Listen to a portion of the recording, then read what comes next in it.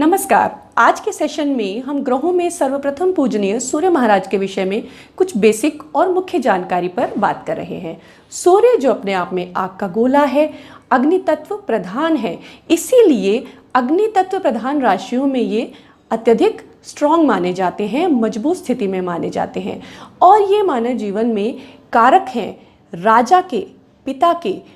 के पिता वर्ग यानी पितृवर्ग, मुखिया, किसी भी संस्था का, किसी भी परिवार का, किसी भी संघ का हेड मुखिया, जीवन, सरकार, राजनेता, जो बड़े बड़े राजनेता होते हैं उनके, व्यक्ति में आत्मविश्वास के, कॉन्फिडेंस के, सेल्फ रिस्पेक्ट, अहम जो कभी कभी ईगो का रूप भी लेता है, ईमानदारी, स्पष्टता यानी क्लियर बोलना और प्रकाश, लाइट, इम्यूनिटी, बीमारी से, रोगों से लड़ने की ताकत, सम्मान, ओज, तेज, जैसे कहते हैं कि किसी किसी इंसान में बहुत तेज है, इसके तो चेहरे से कुछ एक ओज सा टपकता है, वो सूर्य महाराज का प्रभाव है। अधिकार और सबसे मुख्य शरीर, इंसान का जीवन, ये सभी कारक है जिसे हम सूर्य महाराज के साथ जोड़कर संबंधित कर कर जन्मपत्री में देखते हैं। अब हम जब मानव शरीर के विषय में सोचते हैं तो ये संबंधित अंग हैं, जैसे कि हार्ट,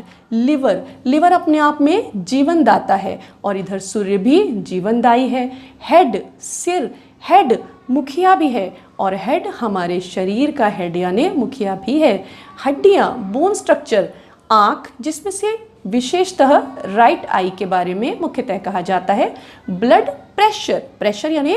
ताकत लगाना, फोर्स लगाना, ब्लड का प्रेशर सूर्य से संबंधित करके देखा जा सकता है और ब्लड क्योंकि लिक्विड है इसको हम चंद्रमा के साथ जोड़कर देखते हैं। इंडाइजेशन, हाजमा, हजम करने की शक्ति, अगर काल पुरुष की कुंडली में देखते हैं तो 5वां घर सूर्य के प्रभाव में है, सूर्य का स्वामित्व है वहाँ पर, इसीलिए इंडाइजेशन मुख्य रूप से सूर्य के अंडर ही आता है। फीवर क्यों? क्योंकि अग्नि तत्व प्रधान है और अग्नि का किसी भी तरह के शरीर के अंदर उपजने वाली अगर अग्नि बढ़ जाती है तो उसका पहला प्रभाव स्किन पर पड़ता है, इसलिए स्किन इश्यूज़, ये सारी जो डिजीज़ है या जो भी परेशानियां हैं ये सारी जन्मपत्री में, हॉरोस्कोप में, कुंडली में कहीं ना कहीं सूर्य से संबंधित करके ही आंकी जाती हैं और देखी जाती हैं। अब हम देखते हैं कि सूर्य महाराज के मित्र वर्ग में और कौन कौन से ग्रह आते हैं और साथ साथ शत्रु वर्ग में। मित्र वर्ग और शत्रु वर्ग से तात्पर्य हमारा ये है कि सेम एनर्जीज और डिफरेंट एनर्जीज, तो चंद्रमा, मंगल, गुरु और बुध भी मित्र वर्ग में काउंट किए जाते हैं और शनि, राहु, केतु और शुक्र शत्रु वर्ग यानी डिफरेंट एनर्जीज के साथ जोड़कर देखे जाते हैं। अब जब हम इसको जन्मपत्री में एनालिसिस करने की कोशिश करते हैं तो वहाँ पर एक स्पष्ट सीधा सा तरीका ये होता है कि अगर सूर्य महाराज किसी भी व्यक्ति के जन्मपत्री में स्ट्रॉन्ग है तो उसमें ये सभी क्वालिटीज़ देखने को बहुत आसानी से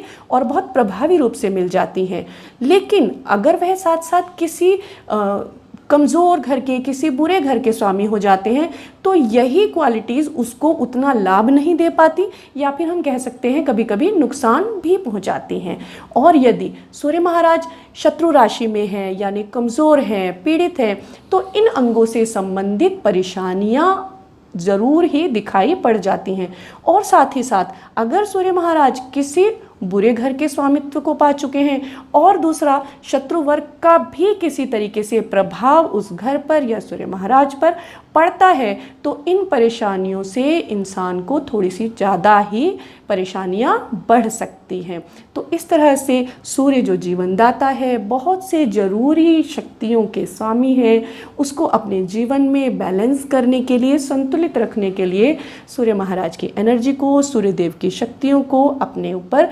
बैलेंस करना ज़रूरी है, उसको संतुलित मात्रा में बनाए रखना ज़रूरी है, जो कि हम कुछ इन व्यवहार को, इन स्वभाव को अपने ऊपर, अपने अंदर लाकर भी पा सकते हैं और साथ साथ और भी तरीके अपना सकते हैं कि किस तरह से हम लाभ प्राप्त कर सके। आगे की श्रृंखलाओं में हम देखेंगे कि सूर्यदेव किन लग्नों के लिए लाभकारी हैं और किन लग्नों के लिए उतने लाभकारी नहीं हैं। तो अगर आपको ये जानकारी अच्छी लगी है तो इसको लाइक कीजिए। इससे जुड़े कोई सवाल यदि मन में है तो उनका कमेंट्स में स्वागत है। अभी के लिए इतना, अगला सेशन में इससे आगे की जानकारी पर बात करते हैं। नमस्कार।